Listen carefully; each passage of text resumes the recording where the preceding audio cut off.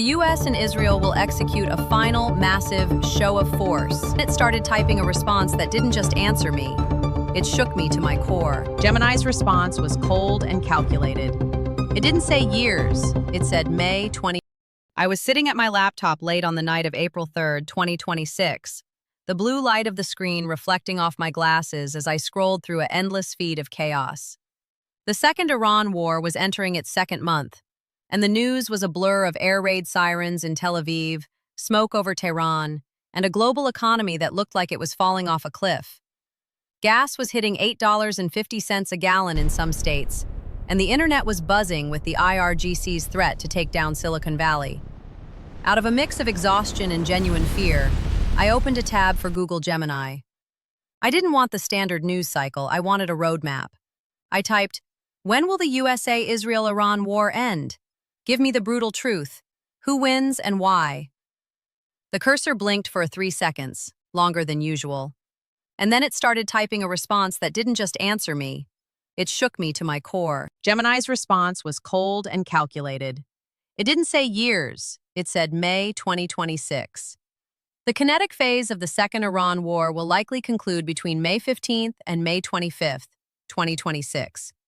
This will not be a victory of conquest, but a victory of exhaustion. The war is currently a stalemate between Israel's high-tech air dominance and Iran's low-tech economic strangulation. Both are unsustainable. Why May? The 3 breaking points. The AI laid out the logic with terrifying precision. It wasn't about who had the most bombs. It was about who would break first. The first and foremost breaking point. By May, the U.S. enters the summer driving season. With the Strait of Hormuz currently a ghost zone, traffic down 70% as of today, April 3rd, the global oil supply has a hole the size of 20 million barrels a day. The AI predicted that by mid-May, the political pressure on President Trump from the American public, facing $10 gas and a collapsing stock market, will outweigh the military objective of regime change. He needs the war over to save the economy. Second reason, the mosaic collapse. Iran is currently being governed by a military council following the February 28th assassination of the supreme leader. The AI noted that while the IRGC is militarily resilient, the Iranian people are at a breaking point. Domestic protests have been raging since January. By May, the Iranian state will face a choice: negotiate a ceasefire to focus on internal survival, or face a total civil war that would see the IRGC lynched in the streets by their own citizens. Last reason, the cyber-physical threat. The IRGC's ultimatum to target 18 U.S. tech firms, Apple, Meta, Google, etc., is the ultimate poison pill. The AI predicted that if Iran successfully executes even 10% of its threatened cyber-physical strikes on data centers this month, the Western financial system will face a heart attack. To prevent a digital dark age, a diplomatic off-ramp must be taken by May. I watched the screen stunned as Gemini detailed the exact scenario of how it ends. It won't be a surrender signed on a battleship. It will be a Muscat protocol. The trigger, late April. The U.S. and Israel will execute a final, massive show of force, the rumored seizure of Karg Island. By physically holding Iran's oil wallet, the U.S. proves it can starve the regime indefinitely. The intermediary. The end will be brokered not by the UN, but by Oman and China. China, desperate to restore its own energy flow, will pressure the IRGC to step back in exchange for security guarantees for the new leadership. The winning narrative. Donald Trump will declare a total victory, claiming he destroyed Iran's nuclear program and brought the boys home faster than any president in history. Israel will claim victory by pointing to the decimated IRGC infrastructure and the end of the Hezbollah-Hamas supply lines. Iran will claim victory by saying they stood up to the great Satan and forced the West to the negotiating table without a full ground invasion. The text on my screen didn't just stop at the May 2026 deadline. It began to detail the specific human and political machinery that would bring the world back from the brink. This wasn't a story about grand heroes. It was a story about transnationalism. As I watched the cursor blink, Gemini broke down the who and the how behind the end of the conflict. The AI identified 3 key figures who will form an unlikely, desperate alliance to kill the war before it kills the global economy. Freest 1. The closer, Donald Trump. The report was blunt. Trump is the primary engine of the endgame. The reason? He isn't fighting for a new Middle East or democracy. He is fighting for the Dow Jones and the gas pump. By May, with the 2026 midterms approaching and domestic unrest growing over $8 to $10 gas, Trump will pivot from war president to deal maker. The move. He will use the seizure of Karg Island, expected in late April, as his ultimate leverage. He won't want to occupy Tehran. He will want to trade the island back for a permanent nuclear freeze. His goal is to fly to a neutral site, sign a paper, and be back in D.C. to announce a massive drop in oil prices by Memorial Day. Second 1. Facilitator, Steve Witkoff and the Omani Channel. While the bombs fall, the real work is happening in Muscat, Oman. The reason? Direct talks between the U.S. and Iran's IRGC are impossible.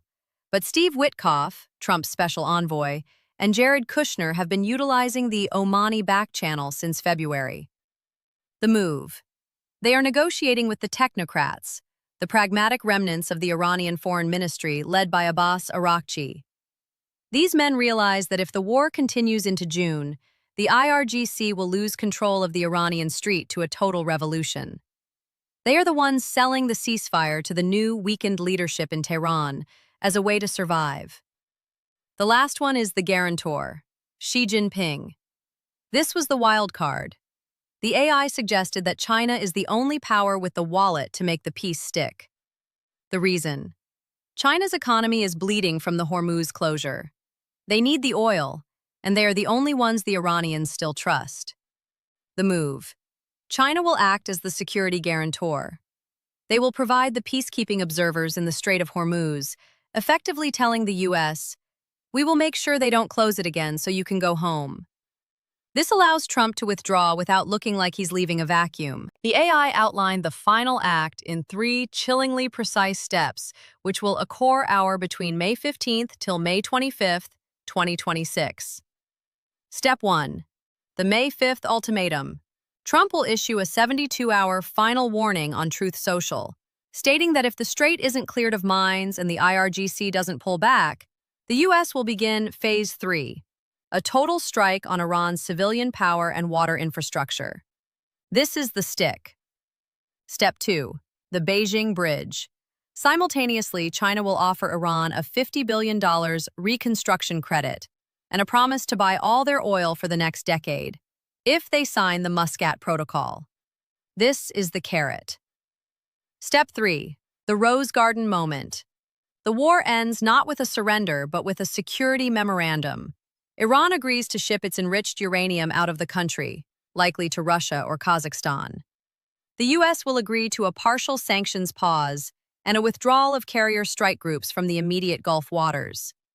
Israel receives a security guarantee from the U.S. that any attempt to rebuild the nuclear program will result in immediate automated spot hits. I watched as Gemini typed its final summary of the big question. Everyone is waiting for May because April is for the ego, but May is for the wallet. You cannot eat victory, and you cannot drive a car on pride. By May 15th, the world will be so broke, so hungry, and so tired of the $10 gallon that the Peace of Muscat will be signed not because the leaders want peace, but because they can no longer afford the war. The laptop screen went still. I looked out my window at the quiet street, realizing that for the next 4 weeks, we are all just passengers on a train heading toward a May deadline that the world's leaders have already secretly accepted. The war ends in May, the screen seemed to glow, because by June there will be nothing left to fight for. The AI then listed 3 unstoppable forces that converge in May, making it the unavoidable expiration date for the conflict.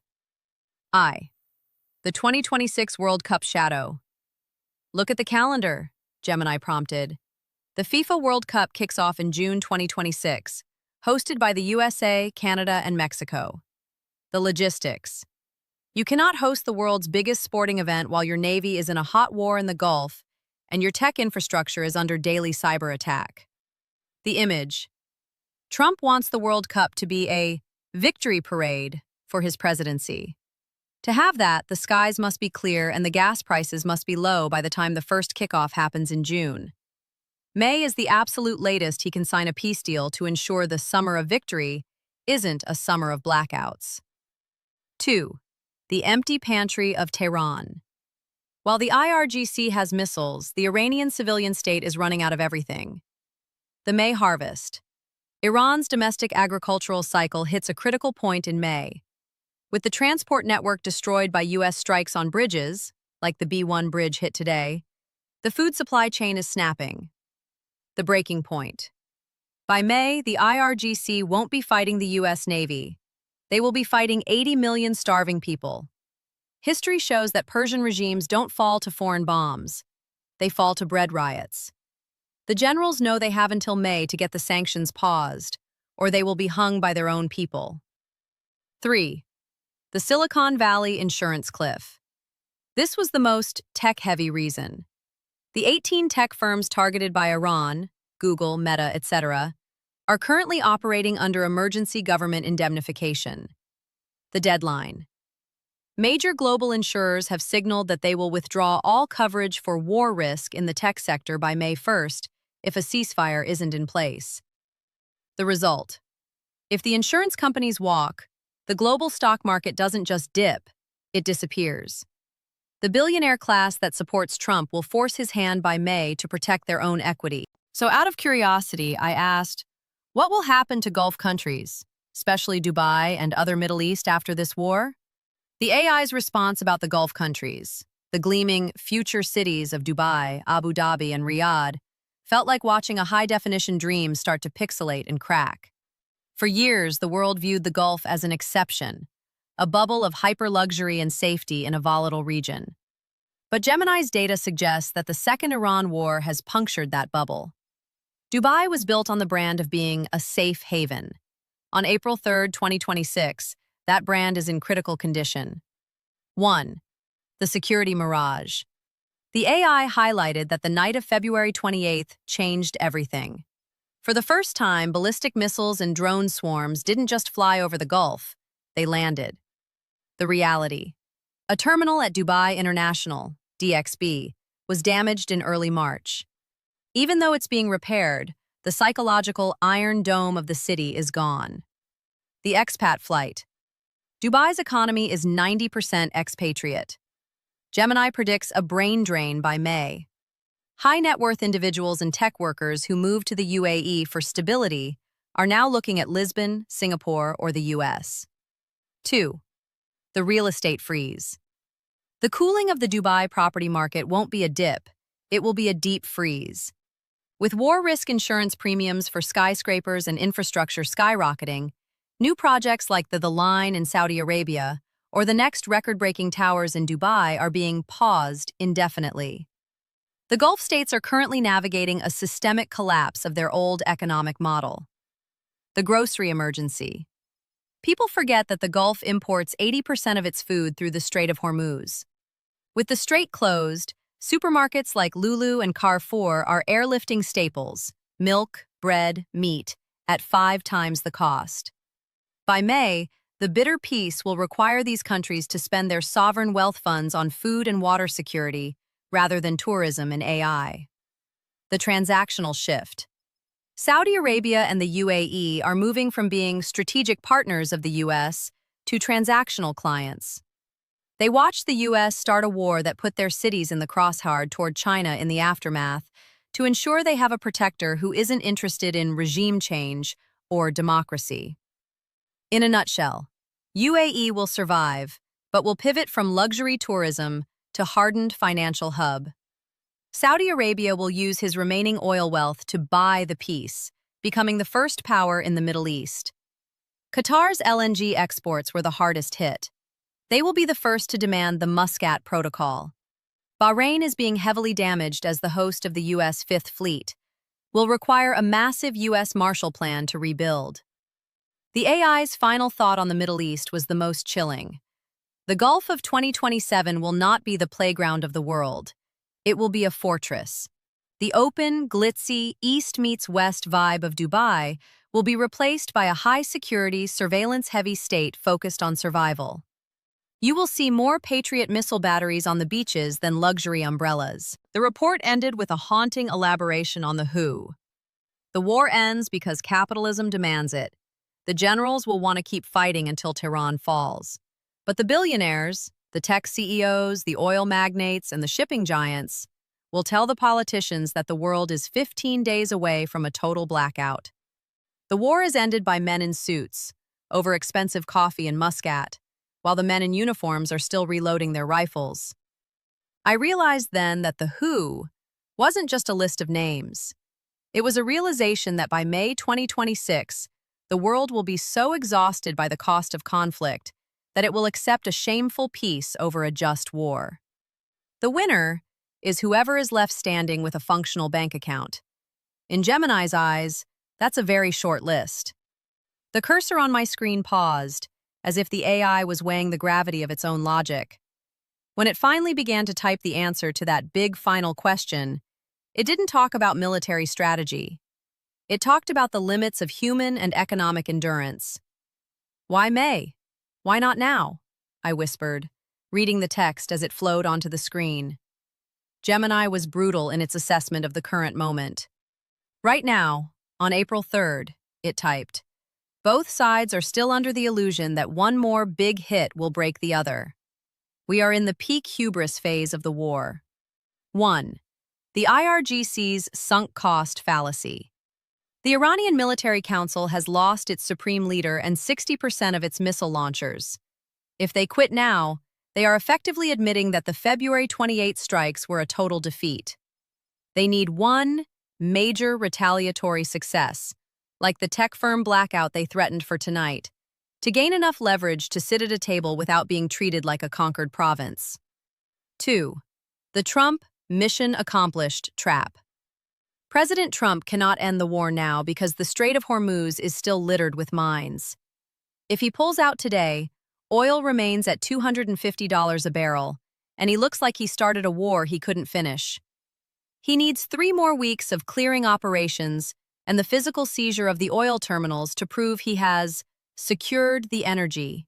So to cross-check Gemini's prediction, ChatGPT is also pointing in the same direction. Here's what ChatGPT says about when the war could end. A U.S.-Iran war ending in May 2026 is possible, but not certain. Current signals show active negotiations, which increase the chances of a ceasefire, but major disagreements over issues like nuclear limits, missile programs, and regional influence remain unresolved. At the same time, ongoing tensions and continued strikes suggest that both sides are still applying pressure rather than finalizing peace. Overall, the situation points to roughly a 50-50 likelihood. May could become a turning point for de-escalation, but the conflict could just as easily extend into the following months.